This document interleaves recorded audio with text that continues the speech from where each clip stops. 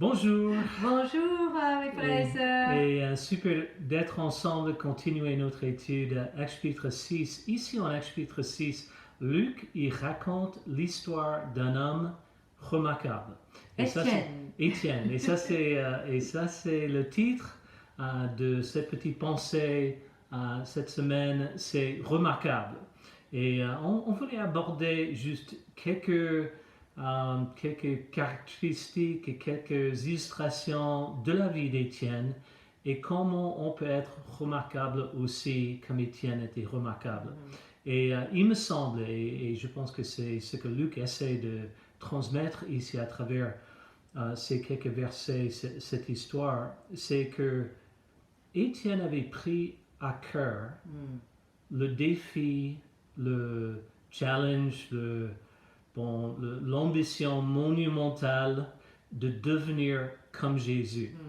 Et Luc, à travers ce texte, il va nous raconter au moins 5 manières, 5 moyens, 5 illustrations comment Étienne, il était comme Jésus. Qu'est-ce que tu en penses? Ça te passionne? Ça m'a fait penser à l'époque où nos enfants étaient ados et ils portaient un bracelet qui avait des lettres WWJD. En anglais, ça veut dire What would Jesus do? Que ferait Jésus à ma place? Et je pense que Étienne, il avait vraiment ça à cœur. Et en fait, en tant que disciple de Jésus, c'est une décision que chacun de nous a prise. De vouloir imiter Jésus, de fixer nos regards sur lui, de le suivre au niveau de cœur et d'action. C'est ça, et je me souviens très bien quand j'ai étudié la Bible pour la première fois, il y avait ce passage en 1 Jean 2, 6.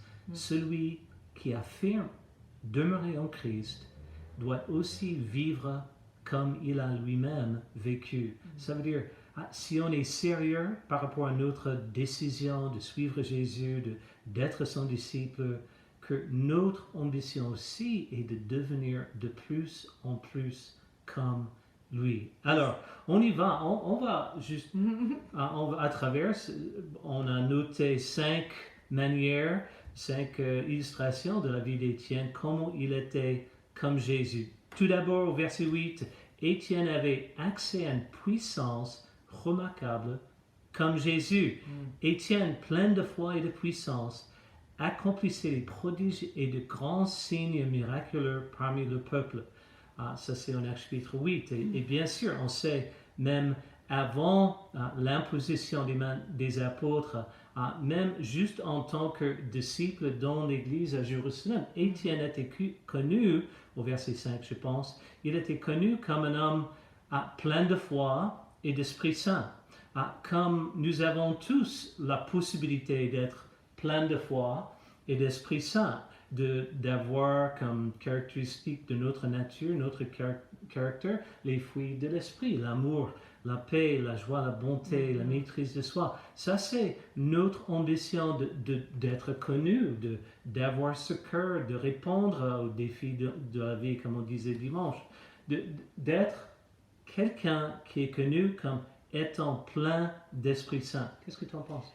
J'adore qu'on a cette possibilité, qu'on a reçu cet esprit au moment de nos baptêmes, et cet esprit, on peut l'aider à grandir en étant des disciples, en ayant les cœurs humbles et avec ce désir de toujours devenir de plus en plus comme Jésus, de considérer, s'examiner nos pensées, nos actions, même en comprenant que la grâce, elle est là pour nous, mais de vouloir vraiment continuer à purifier nos propres cœurs.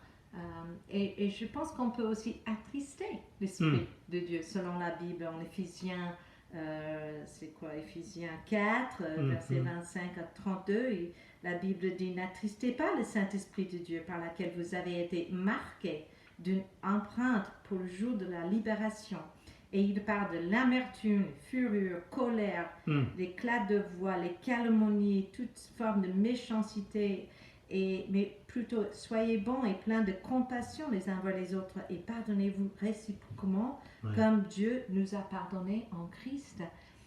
Et je sais que c'est on va voir les exemples dans ce texte, les hommes qui n'avaient pas ce cœur, qui n'étaient pas remplis d'Esprit Saint, et c'était des hommes religieux, les pharisiens, les hommes qui connaissaient la parole, au moins l'Ancien Testament, et qui ne le mettaient pas en pratique, qui n'avaient pas ce cœur pour vraiment plaire à Dieu. Et je sais que dans ma vie, je sais quand j'attriste l'Esprit, quand je suis... j'ai une colère contre quelqu'un, ou quand je ne veux pas confesser, ou je ne veux pas juste... au niveau de cœur et de pensée, je ne veux pas... je ne cherche pas, même parfois, être transformé, suivre, limiter Jésus. Je vais m'arrêter là, parce que je pense qu'il y a plein de choses à dire. Tout à fait, il y a beaucoup de choses à dire là, mais Étienne avait quand même déjà cette réputation en tant que disciple, serviteur dans l'assemblée. Et on voit ici au verset 6 que les apôtres les présentèrent, ces hommes étaient présentés aux apôtres, et les apôtres posèrent les mains sur eux en priant. Et j'ai la conviction, la compréhension à travers ce texte que Étienne avait reçu une autre mesure de l'Esprit Saint. Il avait reçu par l'intermédiaire des apôtres qui étaient avec Jésus, qui avaient la confiance de Jésus et qui étaient les hommes assez mûrs de gérer une puissance au-delà de cette puissance venant du Saint-Esprit qui nous habite au moment de baptême. Mais Étienne était donné une capacité, une nouvelle capacité, il me semble, et la Bible dit, il avait une puissance d'accomplir des prodiges et des grands signes miraculeux parmi le peuple. Wow. C'était puissant, mais je pense, parce que c'est à travers cette histoire, Étienne il avait une ambition de devenir et d'être de plus en plus comme Jésus, même au niveau de sa puissance remarquable.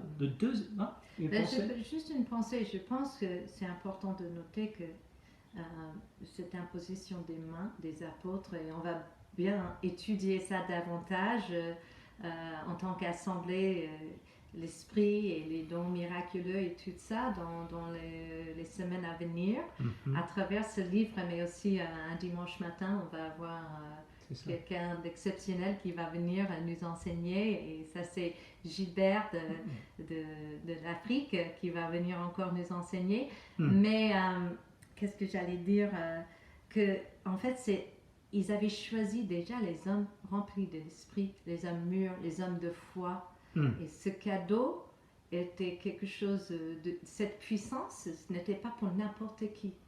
Ce n'était pas pour n'importe qui, c'était pour les hommes responsables, mûrs.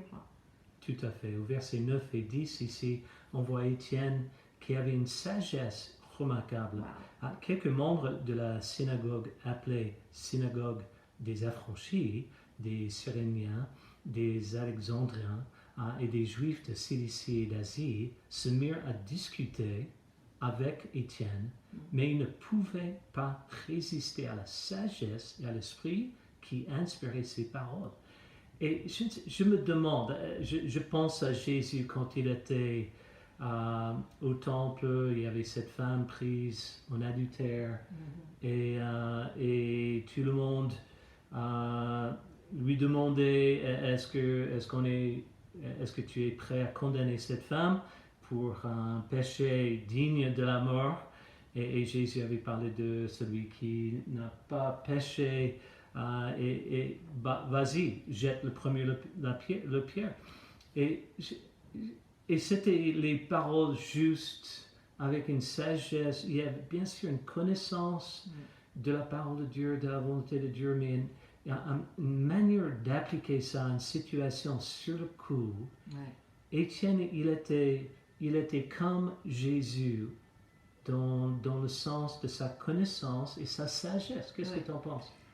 Ce que je pense, c'est cette application ici pour ma vie personnelle, je sais qu'avant d'étudier la Bible avec quelqu'un, avant d'entrer dans une conversation importante, même avant de faire une vidéo, souvent, tout le temps même, on prie. On prie avant et on prie que Dieu nous donne la sagesse. Et parfois, il nous sidère. Je pense qu'il y a... Parfois, quand je suis dans une étude, je dis, mais qu'est-ce qui vient de sortir de ma bouche? C'était pas planifié, c'était juste, je pense, l'esprit qui habite en nous. L'esprit est puissant en nous. L'esprit qu'on a, il va nous donner de la sagesse si on reste bien dans la parole, si on est en train de confesser nos péchés et être honnête avec nous-mêmes, si on marche avec lui, si on lui parle et si on lui demande de cette sagesse. Il va nous accorder la sagesse et je vois ça en Étienne. C'était un homme que c'était son quotidien. De vivre comme ça. Et la Bible nous dit, Jacques 1, si il nous manque de la sagesse, demande à Dieu. Et il est généreux et désireux de nous donner de la sagesse. Et je vois ça tout au long de ma vie spirituelle. Si on s'engage à imiter Jésus, à suivre Jésus et continuer à désirer, à devenir comme lui, il est prêt à nous donner la sagesse et faire grandir notre sagesse. Troisième illustration de comment Étienne était, comme Jésus, Étienne était arrêté et finalement il était condamné comme Jésus. Et il y a juste dans quelques versets, les versets 11 à 15 ici dans ce passage, bien sûr, certains hommes étaient donnés de l'argent pour mentir, pour être les faux témoins. Ça, c'était déjà un péché dans l'Ancien Testament qui était reprochable, qui était détesté. Celui qui porte une fausse témoignage. La méthode était même de truquer les témoignages, de gérer une situation, tout en voyant en évidence combien leur cœur était endurci ici, en voyant un homme qui quand même était impressionnant, mais wow, c'était comme Jésus, et on leur a donné de l'argent aussi, comme Judas, mais Étienne, même dans sa façon de faire face à l'opposition et cette persécution malsaine, il a fait comme Jésus. D'autres pensées ou pas trop? Cet exemple d'Étienne est vraiment remarquable parce que là, face à une telle persécution, il aimait. Et je pense même tous ces discours courageux étaient pour les convertir. Et il n'a pas pensé à lui-même et sa propre peau, les dangers. Mais comme Jésus, il s'intéressait tellement au salut des autres, ce cœur de quand même communiquer le message et même confronter le péché chez les gens, les aider à se voir. Et cet exemple est un, voilà, ça... C'est inspirant. C'est inspirant, mais aussi de voir la réaction de ces hommes religieux. Ça, je pense aussi, on doit étudier non seulement l'exemple d'Étienne, mais aussi l'exemple des hommes religieux qui face au miracle que Étienne faisait, face à ses paroles de vérité, même le fait qu'il avait confronté leur péché, sans qu'il leur demande. Et je pense que pour moi, c'est ça qui me vise. Si quelqu'un veut me corriger, quelqu'un veut juste donner quelques conseils et j'ai pas sollicité ces conseils, est-ce que je veux les entendre? Est-ce que je veux les considérer? Ou est-ce que je vais être comme ces pharisiens qui ne voulaient pas faire face à la parole de Dieu et le fait qu'ils n'étaient pas en train d'obéir à Dieu, mais plutôt être offensés et dire, mais qui êtes-vous pour nous juger? Qui êtes-vous? Et ils s'étaient enragés et ils ont mis à mort le prophète. Et je sais que pour moi-même, je veux faire plus attention à ça, de ne pas rejeter le prophète dans ma vie. Le prêche qui me gêne, mais ça c'est pour moi un petit déclic. Tiens, écoute là, quelque chose, ça te gêne, écoute, étudiez ça, examinez ton cœur et vois si tu es vraiment avec Jésus là. Ouais, super commentaire. Le quatrième manière, Étienne, il avait imité Jésus, c'est Étienne prêchait l'Ancien Testament comme Jésus. Et bon, ce discours en Actes chapitre 7, c'est impressionnant, même sur le coup. Il raconte l'histoire d'Abraham, il raconte l'histoire de Moïse, l'Exode, il raconte Josué, et puis il arrive vers le verset 50 ou un peu plus tôt, et il commence à faire, comme Carl disait, une application à ce qu'il voyait dans le cœur de ces Juifs qui rejetaient la volonté de Dieu, le message du Messie. Il disait, ce Moïse qu'ils avaient renié en disant, qui t'a établi chef et juge? Et c'était presque les exacts mots qu'on disait par rapport à Jésus, les chefs religieux. Mais qui es-tu? Qui t'a établi comme chef, comme enseignant, comme juge, comme Messie? Et il va continuer. C'est ce Moïse qui a dit aux Israélites, le Seigneur notre Dieu fera surgir pour vous, parmi vos frères, un prophète comme moi. Et Moïse, des milliers d'années avant, des centaines et des centaines d'années avant, avait prédit, avait prophétisé sur, parmi ses ancêtres, viendrait Jésus-Christ, un prophète comme Moïse, qu'on allait rejeter aussi. Wow! Et une application, et tous ces types d'applications audacieuses, Étienne, il était prêt à faire à travers l'histoire de son peuple maintenant, en parallèle avec leur réaction. C'était puissant. Il continue, il dit, homme réfractaire, incirconcis de cœur et d'oreille, comme Carl disait, têtu, juste rebelle, absolument un cœur arrogant, un cœur impénétrable, incirconcis, endurci de cœur et d'oreille. Vous vous opposez toujours au Saint-Esprit. Vous êtes bien comme vos ancêtres. Lequel des prophètes, vos ancêtres, n'ont-ils pas persécuté? Ils ont tué ceux qui annonçaient d'avance la venue du juste, et c'est lui que vous avez fait maintenant arrêter et dont vous êtes devenus les meurtriers. Vous avez reçu la loi par l'intermédiaire des anges qui l'avaient pas gardée. Ça veut dire, vous avez maintenant Jésus qui annonce cette nouvelle du Messie en direct, personnellement, et vous l'avez rejeté exactement comme vous avez rejeté les prophètes dans le passé qui annonçaient sa venue. Qu'est-ce que tu en penses? Je pense à 1 Thessaloniciens chapitre 5 verset 15, il dit « Ne méprisez pas les prophéties, mais examinez tout et retenez ce qui est bon.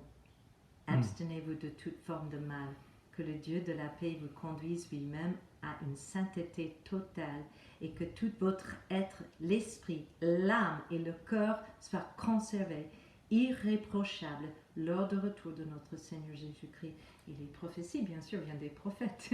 Et on peut rejeter le messager et la personne, le prédicateur, l'ami, le frère, la sœur qui essaie de nous aider à voir les choses que parfois on ne voit pas.